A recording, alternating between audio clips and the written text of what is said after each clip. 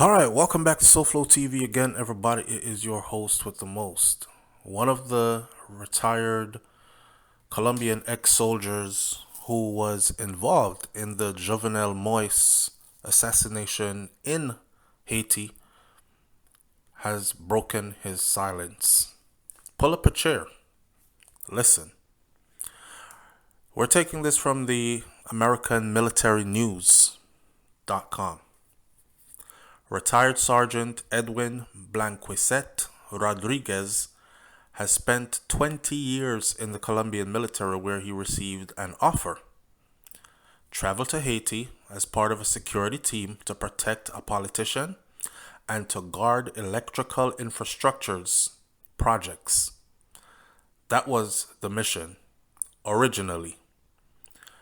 Blanquisette, who is breaking his silence now, said at the time he was looking for a way to support his family, so he took the job. He is paramilitary trained. He has 20 years of service in the military. And if you know anything about these paramilitary trained individuals from Colombia, they are hired to do mercenary work across the world. Weeks after arriving in Port-au-Prince in June of last year, however, he found himself fighting for his life, he said. He and a team of other Colombian former soldiers, all of which were hired to do this same mission, they got an order to leave their client. Their client was an evangelical preacher who wanted to be the president of Haiti and head to a house in the hills of Port-au-Prince. So somebody called and tell them, leave your client who you have been hired to stay with and protect and head to this house in the hills in Port-au-Prince. The ordeal ended in the assassination of the country's president.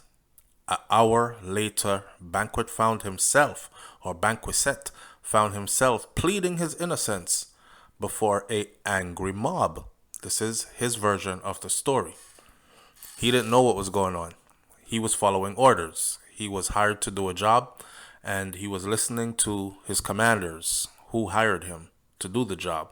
Following instructions, he blindly walked into this assassination. Soon, a lot of Haitians gathered, and they were very upset that Jovenel Moise had been assassinated, and they had rocks and bottles and stones and knives and machetes, and they wanted somebody to pay. He was surrounded by these people. I begged for my life, Blanquisette recalls in an interview on the Colombian radio station that's called La FM, breaking his silence on the slaying with fresh details that now raise more questions in the slow-moving investigation into the assassination of Haitian President Jovenel Moise. Right now, that investigation seems like it has come to a halt, or they are making progress, but they're not sharing information with the public, especially since, if you've noticed, the key players that were on the run, on the wanted list, that have been caught, two of which they caught in Jamaica, and have since extradited them to the United States of America. Things have gotten pretty silent. He said, I told them, the crowd, that we were innocent and they didn't pay any attention to me and they kept striking me with their machetes. A year after Jovenel Moise was shot to death inside his private bedroom, those accused of his assassination have yet to be brought to trial or even be formally charged in Haiti. And the Blanquisette's account is raising questions about the events surrounding the actual killing. See, Blanquisette is among a group of former Colombian soldiers who Haitian and U.S. authorities say occupied and accompanied Haitian police officers and two Haitian Americans to storm Jovenel Moise's private residence in the middle of the night on July 7th of 2021 and shot him a dozen times. Jovenel Moise's wife, Martine, was also shot, but she survived the attack. Now, you remember when this all went down, a lot of people were saying, nah, this doesn't make sense. Maybe even his wife, Martine, was involved, because why would mercenaries that skilled enough to overrun the president's mansion, break in, assassinate him in his living room, in his bedroom, with his wife present, but only shoot her once, or shoot her and leave her breathing, but made sure he was dead? Because the way in which Jovenel Moise was assassinated was overkill. The body was made public on social media sites like WhatsApp, and we had a chance to see the body with one of his eyes removed and horrific injuries, which proved that they wanted him dead. This person, Blanquisette, continues. 3 of the 22 former soldiers who have been publicly identified are now dead, including the man who Blanquisette says actually recruited him for the job in Haiti, Dubernay Capador. He said that Dubernay Capador was the one that gathered them up from Colombia, brought them into Haiti to do this job. And he is now dead. So dead man tell no tales. He, Dubernay Capador, on behalf of Miami area security firm Counter-Terrorist Unit Federal Academy, which is the name of a company they have established. One former soldier, Mario Antonio Palacios is in custody in Miami. He was found in Jamaica, where he had been now formally charged in a murder conspiracy indictment. The remaining 18 soldiers are being detained in a Haitian prison, where a recently leaked video shows inmates decrying the lack of food and water. In other words, they're suffering in those Haitian prisons, and a video was leaked somehow of them saying, oh, we need food and we need water and we're being treated badly in here. The tangled plot involved active and former Haitian police officers, including members of Jovenel Moise's own security team that betrayed him, and 3 Haitian Americans with ties to South Florida, including the evangelical preacher and physician Emmanuel Christian Sanon, Dr. Sanon. In the months leading up to the assassination, Sanon had allegedly held meetings with the opposition about replacing Jovenel Moise as the president. He, Sanon, wanted to be the president. This is an accusation that he has denied in a recent Miami Herald interview. Sanon is very much alive, and Sanon is not being charged with anything, or has not been so far. Now, according to Haitian police and federal and the Herald interviews, Sanon hired Colombian former soldiers as his bodyguards to protect him while he was in Haiti. But what was he in Haiti for? And why did he need this type of protection in Haiti? Haitian police said that Sanon told them that a firm based in Doral, Florida, CTU Security, actually recruited the Colombians and was supposed to pay the mercenaries $10,000 each per month for their services. Haitian police has accused CTU Security of training these Colombians and sending them on this covert mission, which they themselves had no idea what was about to take place until last minute. And for $10,000 a month, and they had been there for quite a few months, gathering up in Colombia before even getting into Haiti, and then were in Haiti for quite some time before they actually carried out the assassination, the attack. They were earning a pretty good amount of money. These were men that were highly skilled, trained, paramilitary style, and were looking for ways to feed their family. $10,000 per month in Colombia goes a long, long way. So they had other incentives to be there. They also claim that a Broward County company, Worldwide Capital Lending Group, actually provided the funds to pay for the training, although that company's owner, Walter Vientemilla, who lives in Weston, has denied involvement in or acknowledgement of any assassination plot through his lawyer, Robert Nicholson. Matter of fact, this company is a company I went and did some research on the company. A pretty sketchy website exists, and they are involved in real estate and lots of money. During a Raider interview, Blanquisette, the soldier who is breaking his silence, he made several references to bosses that were ordering him to abandon Shannon, Shannon from Florida, the doctor. Blanquisette is saying that his bosses were ordering him to abandon Shannon and later trying to negotiate his surrender, but he never named names. Blanquisette said that he has given his version of events to the FBI, which is running a parallel investigation, and he has given his information to the Haitian Judicial Police, which has accused him and 41 others who are currently jailed in Haiti of involvement in the assassination. Among Blanquissette's claims now, the Colombian did not arrive at the president's house until about 2 a.m., which is an hour after Haitian police said that the president had been killed.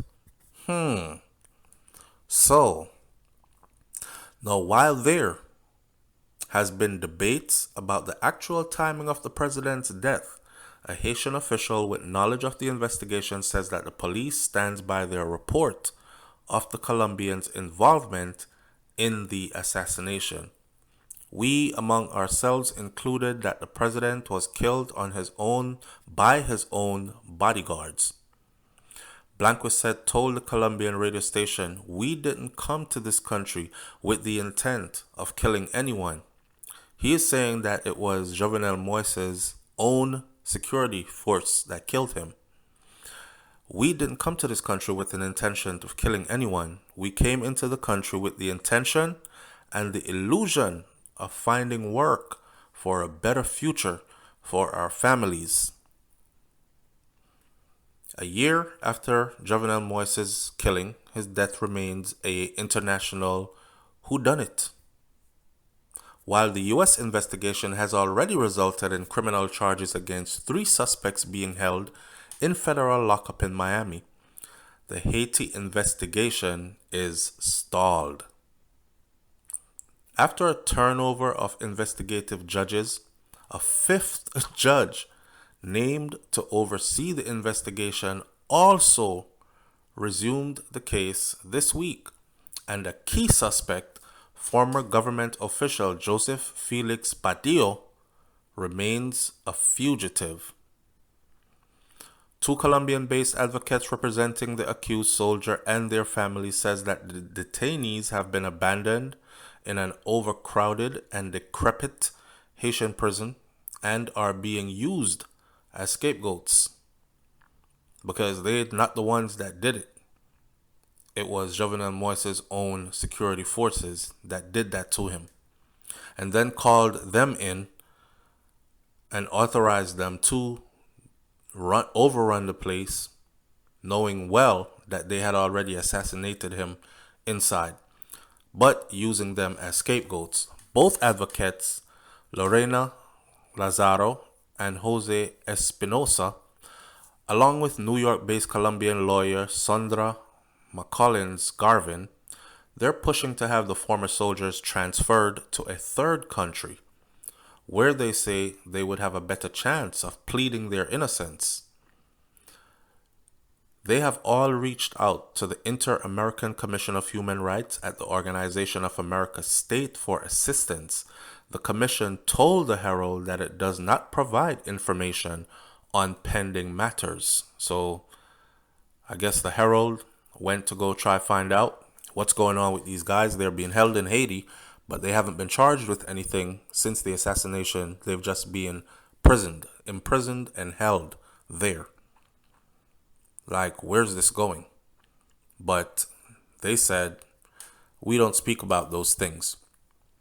Lazaro points to Blanquisset's interview as evidence that not all has been revealed about the plot, and a more thorough investigation is actually needed. And now, according to the Haitian police investigation, after the assassination, Blanquisset was discovered by Haitians in the area of Jaloisy, a nearby mountaintop slum in the heart of Pétionville, not far from the president's residence.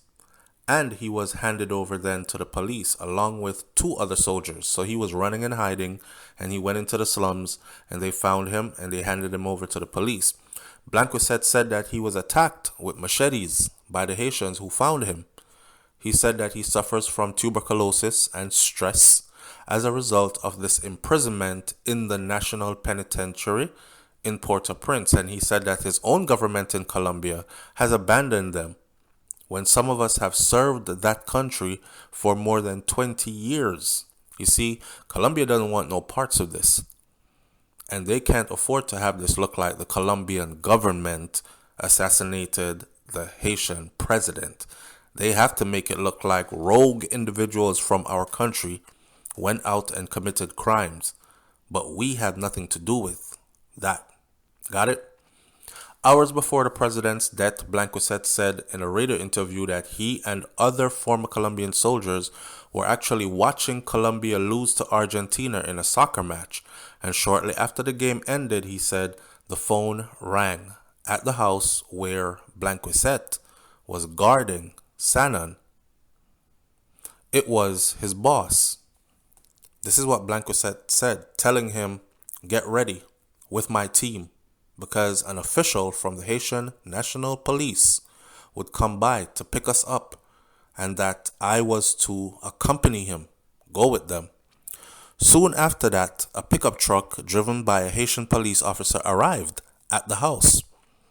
We got into the pickup truck and we were taken to a house in the hills, Blanquisset said. The house was located in Pelerin, the same hillside community in the Pétionville suburbs where the president lived. The house belonged to Rudolph Jar, a local businessman who held both Chilean and Haitian citizenship and was a one-time informant for the U.S. Drug Enforcement Administration before he was convicted of cocaine trafficking in Miami, Florida. An FBI criminal complaint charges Jar with providing material support resulting in Jovenel Moise's death and conspiring to kill or kidnap Jovenel Moise. He's been charged. In an interview with FBI agents while in hiding in Haiti, Jar admitted that he did provide firearms and ammunition to the Colombians to support the assassination operation. Wow. Jar also stated that the operation changed from arresting Moise and flying him out of the country to actually assassinating him. Jar also admitted to helping some of the suspects accused of killing Moise hide in the aftermath, according to the FBI criminal complaint and affidavit. At Jar's house, there were other Haitian police officers, Blanquisset said. Remember, Blanquisset is the person who is one of the accused who is breaking his silence. He says at Jar's house, there were other Haitian police officers. Jar has already admitted to providing hiding for them, to providing ammunition, and providing all the stuff they needed for the mission. He's admitted to being a part of the plot to kidnap or kill him. At Jar's house, there were other Haitian police officers, Blanquisset said, and guns were distributed, though he insisted that his team did not receive any weapons. He said that the group headed to the president's house about 2 a.m. in a 7-car motorcade accompanied by Haitian police officers. We were told that we had to provide security for the policemen while they captured the president because, according to them, they had an arrest order against the president, Blanquisset said. Now, before even reaching Moise's house, he said they came across two roadblocks that were manned by the president's security inside his neighborhood.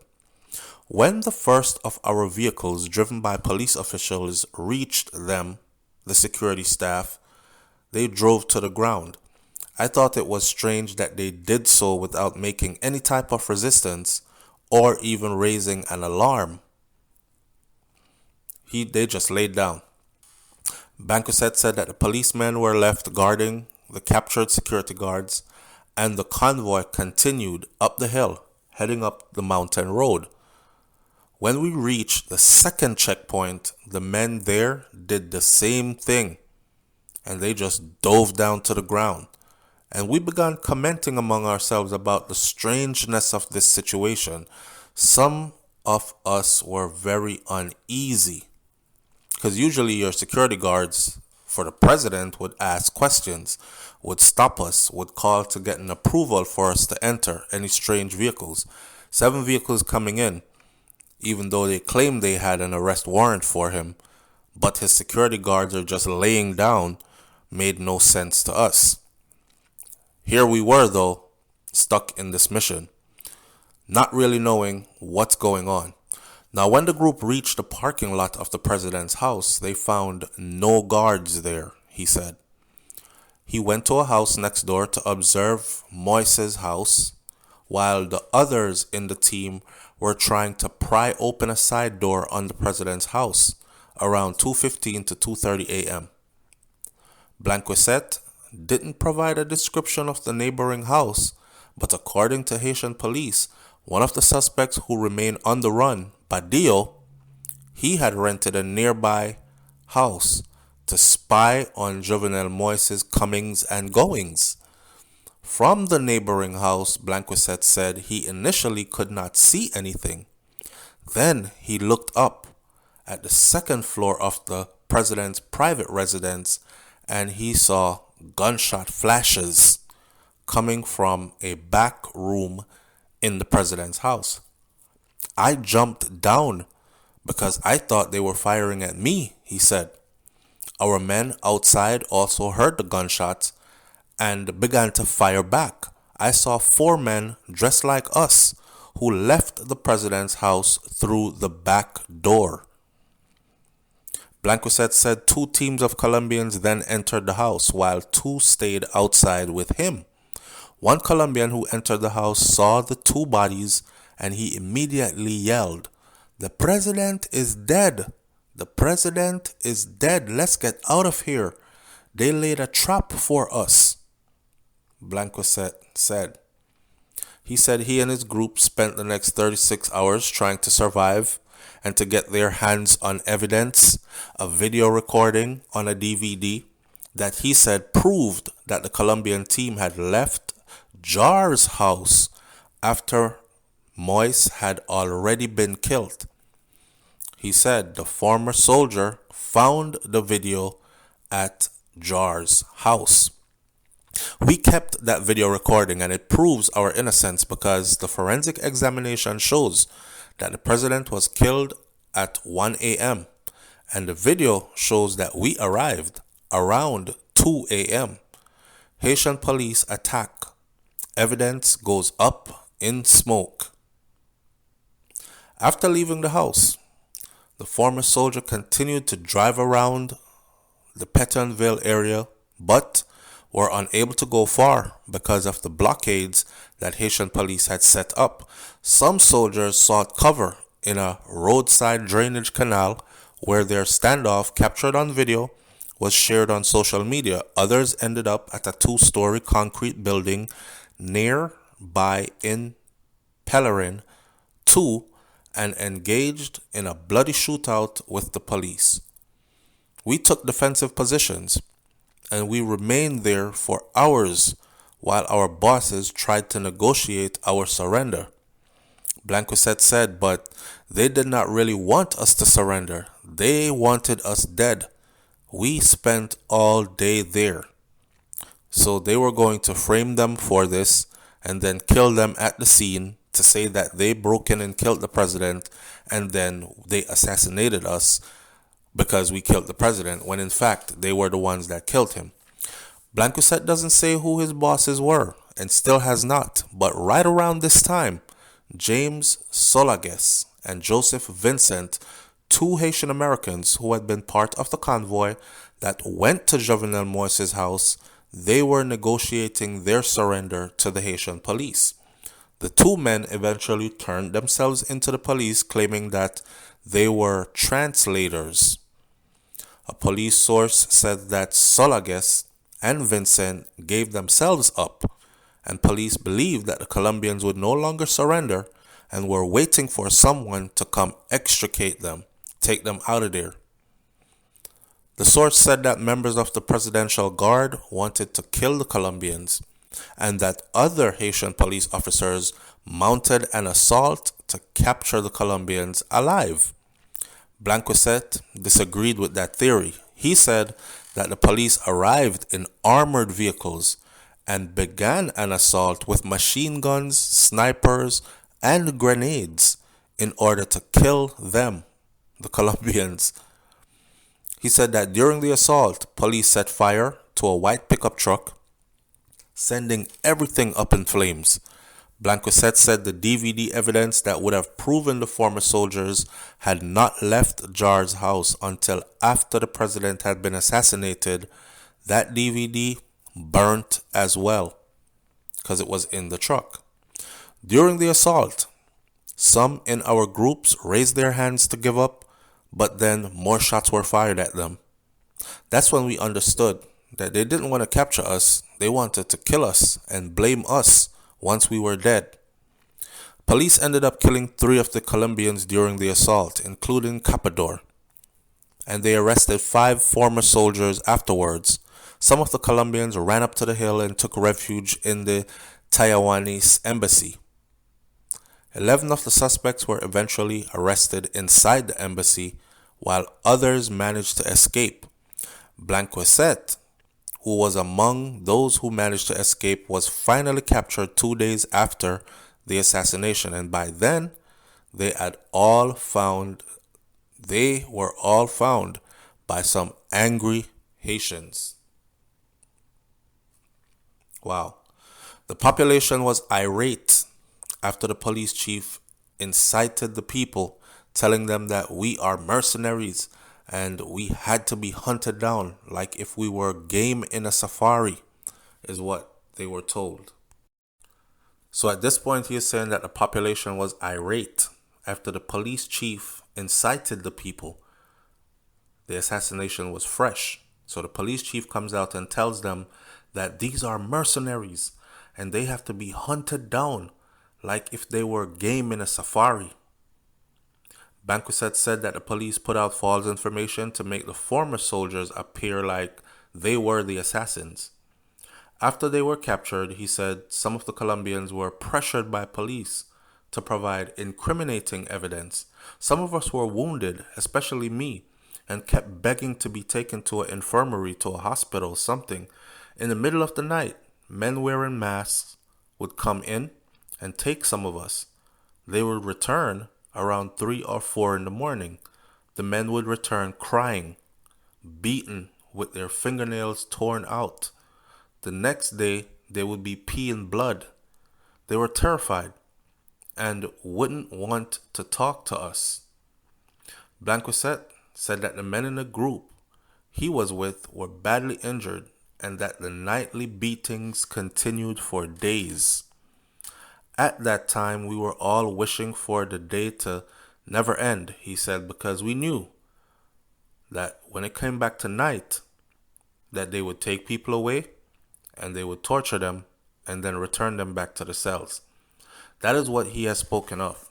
So in a nutshell, what this retired sergeant of 20 years service to the Colombian military, who was caught up in this assassination plot for Jovenel Moise, what he is breaking his silence to say was that they lured them there with hopes of a good payday, $10,000 a month, to guard some high-profile official, and ended up using them as scapegoats to cover up who actually assassinated juvenile Moise and why.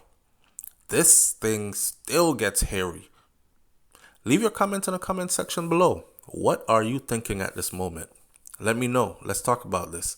And do you think that this plot will ever be solved completely? Catch you on the next video with SouFLoTV. I'm out. Peace.